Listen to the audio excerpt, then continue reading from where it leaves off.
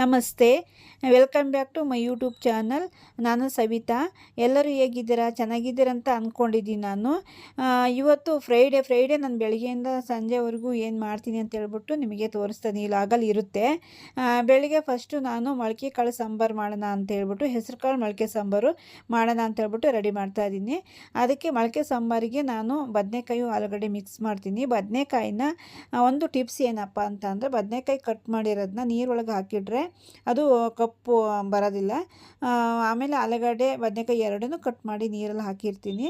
ಎರಡು ಕಟ್ ಮಾಡಿ ನೀರಲ್ಲಿ ಹಾಕಿದ ಮೇಲೆ ಇದನ್ನು ಮಾತ್ರ ವಿಸಲ್ ಹಾಕಿಸ್ತೀನಿ. ಕುಕ್ಕರಿಗೆ ಹಾಕಿಬಿಟ್ಟು ಹೆಸರು ಕಾಳು ಮಾತ್ರ ಓಪನ್ ಪಾತ್ರೆಯಲ್ಲಿ ಬೇಯಿಸ್ತೀನಿ. ಯಾಕೆ ಅಂತಂದರೆ ಹೆಸರು ಕಾಳು ಸ್ವಲ್ಪ ಕರಿ ಹೋಗೋದು ಜಾಸ್ತಿ ಅಲ್ವಾ, ಅದಕ್ಕೋಸ್ಕರ ಇದು 3 ವಿಸಲ್ ಕೂಗಿಸ್ತೀನಿ. 3 ವಿಸಲ್ ಕೂಗಿಸಾದ್ಮೇಲೆ ಆಮೇಲೆ ಹೆಸರು ಕಾಳನ್ನ ಓಪನ್ ಪಾತ್ರೆಯಲ್ಲಿ ಹಾಕಿ ಬೇಯಿಸ್ತೀನಿ. ಓಪನ್ ಪಾತ್ರೆಯಲ್ಲಿ ಹಾಕಿ ಸ್ವಲ್ಪ ಅದಕ್ಕೆ ರುಚಿಗೆ ತಕ್ಕಷ್ಟು ಉಪ್ಪು ಹಾಕ್ತೀನಿ. ಇವತ್ತು ನಂದು ಫ್ರೈಡೇ ಅಂತ ಅಂದರೆ ನಾನು ವ್ರತ ಮಾಡ್ತಾ ಇದ್ನಲ್ಲ. ವ್ರತ ಅಂತ ಅಂದರೆ ಲಕ್ಷ್ಮೀ ವ್ರತ ಮಾಡ್ತಾಯಿದ್ದೆ. ಅದು ಆಷಾಢಕ್ಕೆ ಲಾಸ್ಟ್ ಆಗುತ್ತೆ. 5 ವರ್ಷ ವ್ರತ ಇರುತ್ತೆ ಅದು. 5 ವರ್ಷ ಇದು ಫಸ್ಟಿನ ವ್ರತ. ಇದು ಒಂದು ಫಸ್ಟು ವ್ರತ ಮುಗಿಬೇಕು ಅಂತಂದರೆ ಲಾಸ್ಟು ಆಷಾಢ ಬರುತ್ತಲ್ಲ, ಆವಾಗ ನೈವೇದ್ಯ ಎಲ್ಲ ಮಾಡಿಬಿಟ್ಟು ಒಂದು 5 ಜನಗೆ ಮುತ್ತೈದೆಯರನ್ನ ಕರೆಸ್ಬಿಟ್ಟು ಅರಿಶಿನ ಕುಂಕುಮ ಕೊಡಬೇಕು. ಇವತ್ತಿನ ಲಾಗಲ್ಲಿ ಅದು ಇರುತ್ತೆ.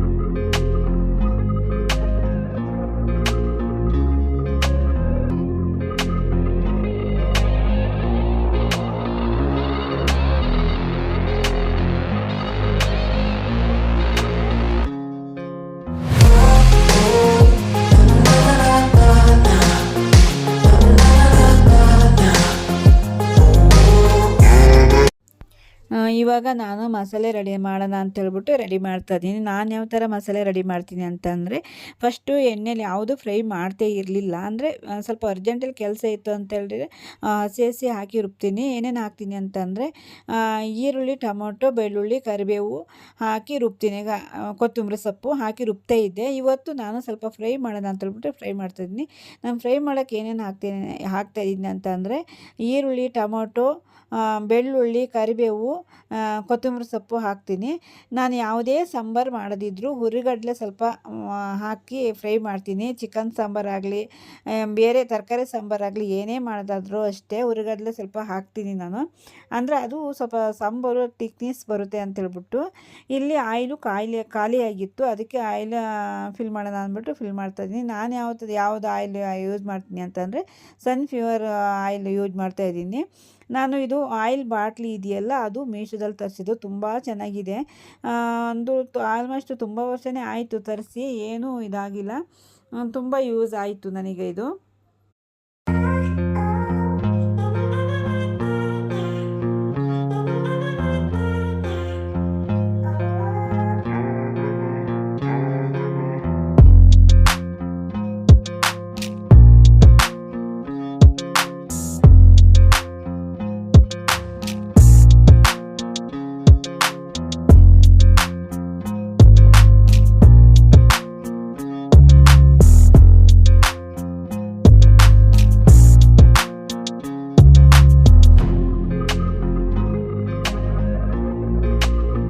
ಮಸಾಲೆ ರುಬ್ಬಕ್ಕೆ ಏನೇನು ಹಾಕ್ತೀನಿ ಅಂತ ಅಂದರೆ, ಫಸ್ಟು ಕಾಯಿ ತುರಿದಿಟ್ಟಿದ್ನಲ್ಲ, ಕಾಯಿ ಹಾಕ್ತಾಯಿದ್ದೀನಿ. ಆಮೇಲೆ ಸ್ವಲ್ಪ ಖಾರದ ಪುಡಿ ಹಾಕ್ತಾಯಿದ್ದೀನಿ, ಸಾಂಬಾರು ಪುಡಿ ಹಾಕ್ತಾಯಿದ್ದೀನಿ, ಅರಶಿನ ಪುಡಿ ಹಾಕಿ ಆಮೇಲೆ ನಾನು ಫ್ರೈ ಮಾಡಿದ ಮಸಾಲೆ ಹಾಕ್ತೀನಿ. ಅದೆಲ್ಲ ಹಾಕಿ ಆದಮೇಲೆ ನೀಟಾಗಿ ಸ್ವಲ್ಪ ಸಣ್ಣ ಆಗಬೇಕು, ಸಣ್ಣ ಆಗೋವರೆಗೂ ರುಬ್ತೀನಿ.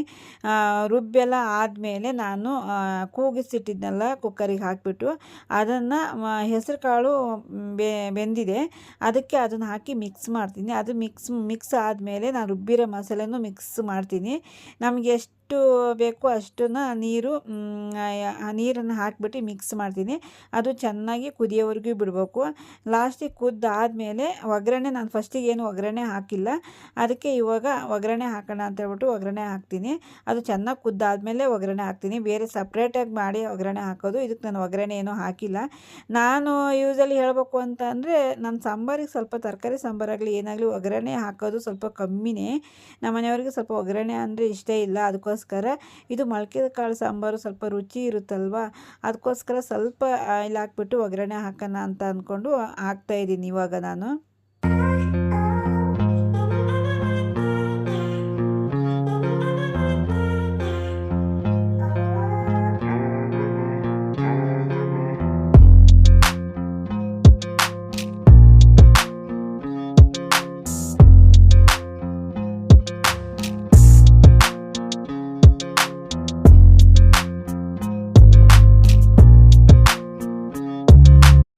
ಫ್ರೈಡೇ ನಾನು ಬೆಳಿಗ್ಗೆ ಸಿಂಪಲಾಗಿ ಪೂಜೆ ಮಾಡಿದ್ದೆ.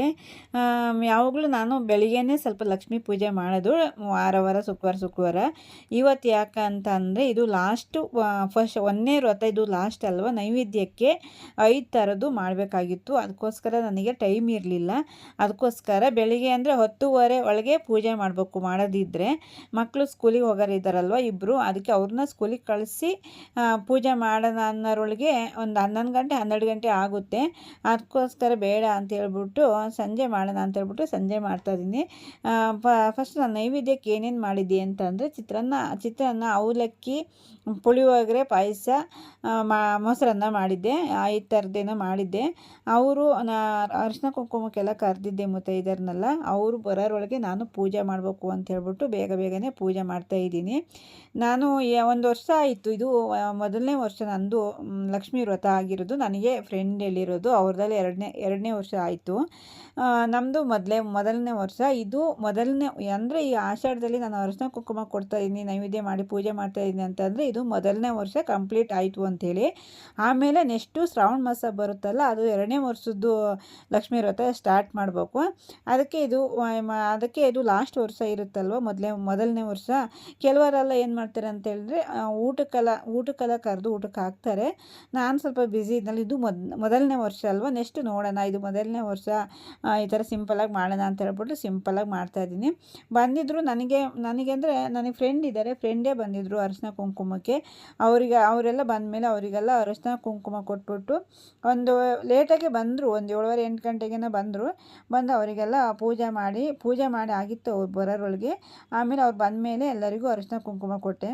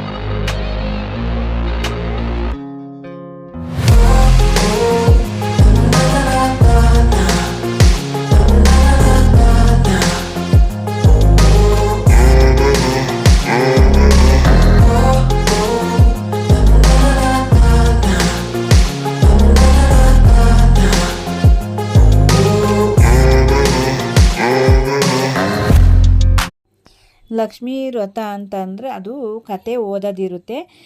ನಾನು ವಾರ ಬೇಗನೆ ಪೂಜೆ ಮಾಡಿ ಕತೆ ಓದ್ತಾ ಇರ್ತೀನಿ. ಇವತ್ತು ಅದೇ ಥರನೇ ಕತೆ ಓದ್ತಾ ಇದ್ದೀನಿ. ಫಸ್ಟ್ ಪೂಜೆ ಎಲ್ಲ ಆಯಿತು. ಪೂಜೆ ಎಲ್ಲ ಆದಮೇಲೆ ಕತೆ ಓದೋಣ ಅಂತ ಹೇಳ್ಬಿಟ್ಟು ಕತೆ ಓದ್ತಾ ಇದ್ದೀನಿ. ಕತೆ ಓದುವಾಗ ಯಾರ ಹತ್ರನೂ ಮಾತಾಡಬಾರ್ದು. ಅದಕ್ಕೆ ಮಕ್ಕಳು ಮನೇಲಿದ್ದರೆ ಮಾತಾಡ್ಬೇಕಾಗುತ್ತಲ್ವ, ಅವ್ರನ್ನ ಸ್ಕೂಲಿಗೆ ಕಳಿಸ್ಬಿಟ್ಟೆ ನಾನು ಪೂಜೆ ಮಾಡಿ ಕತೆ ಓದೋದು.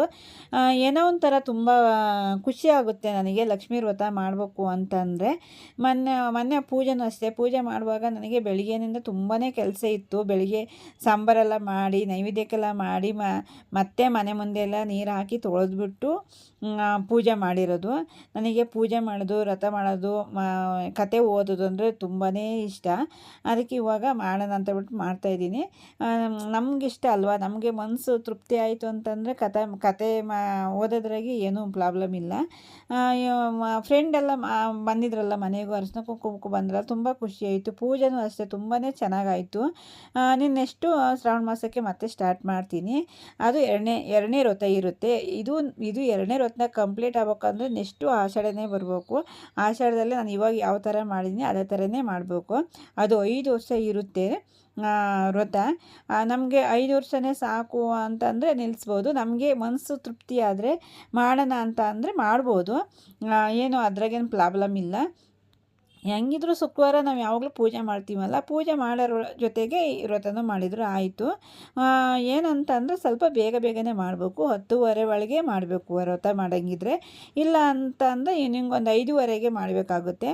ಅಂದರೆ ಸಂಜೆ ಅಂತಂದರೆ ಕಷ್ಟ ಅಲ್ವಾ ಪೂಜೆ ಅದು ಇದು ಅಂತ ಹೇಳ್ಬಿಟ್ಟು. ಅದಕ್ಕೆ ಬೆಳಿಗ್ಗೆ ನನ್ನ ಮಕ್ಕಳು ಸ್ಕೂಲಿಗೆ ಹೋದ ತಕ್ಷಣವೇ ಬೆಳಗ್ಗೆನೇ ಮಾಡಿಬಿಡ್ತೀನಿ. ಬೆಳಗ್ಗೆ ಮಾಡಿದರೆ ಒಂಥರ ತೃಪ್ತಿ ಇರುತ್ತೆ. ಆಮೇಲೆ ಇದು ಸ್ಯಾಟರ್ಡೆ ಲಾಗ್ ಆಗಿರುತ್ತೆ. ಸ್ಯಾಟರ್ಡೆ ನಾನು ದೇವಸ್ಥಾನಕ್ಕೆ ಹೋಗ್ಬೇಕಾಗಿತ್ತು, ಆಂಜನೇಯ ದೇವಸ್ಥಾನಕ್ಕೆ. ಅದಕ್ಕೆ ಬೇಗ ಪೂಜೆ ಮಾಡೋಣ ಅಂತ ಹೇಳ್ಬಿಟ್ಟು ಸ್ಯಾಟರ್ಡೇನೂ ಬೆಳಿಗ್ಗೆ ರಂಗೋಲಿ ಹಾಕ್ಬಿಟ್ಟು ಪೂಜೆ ಮಾಡಿ ರೆಡಿ ಆಗೋಣ ಅಂತ ಹೇಳ್ಬಿಟ್ಟು ರೆಡಿ ಆಗ್ತಾಯಿದ್ದೀನಿ. ನಮ್ಮ ಮನೆಯವರು ಮಕ್ಕಳನ್ನ ಸ್ಕೂಲಿಗೆ ಬಿಟ್ಬಿಟ್ಟು ಹಾಗೆ ಅಂಗಡಿಗೆ ಹೋಗಿದ್ದಾರೆ. ರೆಡಿಯಾಗಿರು, ದೇವಸ್ಥಾನಕ್ಕೆ ಹೋಗೋಣ ಆಂಜನೇಯ ದೇವಸ್ಥಾನಕ್ಕೆ ಅಂತಂದರು. ಅದಕ್ಕೆ ಹೋಗೋಣ ಅಂತ ಹೇಳ್ಬಿಟ್ಟು ಬೇಗನೆ ಕೆಲಸ ಮಾಡ್ತಾಯಿದ್ದೀನಿ. ಕೆಲಸ ಮಾಡಿ ಪೂಜೆ ಮಾಡ್ತಾಯಿದ್ದೀನಿ. ಒಂಥರ ದೇವಸ್ಥಾನಕ್ಕೆ ಹೋಗೋದಂದರೆ ಖುಷಿ ಅಲ್ವಾ.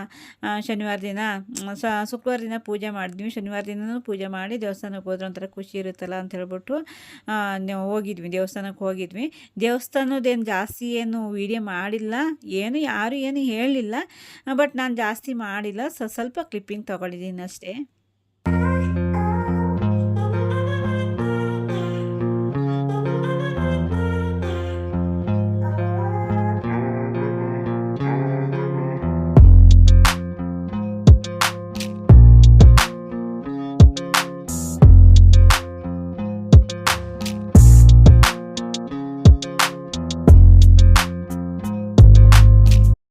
ಇವತ್ತಿನ ಲಾಗು ಇದಾಗಿತ್ತು. ಯಾರ್ಯಾರಿಗೆಲ್ಲ ನನ್ನ ಲಾಗ್ ಇಷ್ಟ ಆಗಿದೆ ಲೈಕ್ ಮಾಡಿ, ಶೇರ್ ಮಾಡಿ, ಕಮೆಂಟ್ ಮಾಡಿ, ಹಾಗೆ ಸಬ್ಸ್ಕ್ರೈಬ್ ಮಾಡೋದನ್ನು ಮರಿಬೇಡಿ. ಇನ್ನೊಂದು ಇಂಟ್ರೆಸ್ಟಿಂಗ್ ಇರೋ ಲಾಗ್ ಜೊತೆ ಸಿಗ್ತೀನಿ. Thank you for watching. Bye.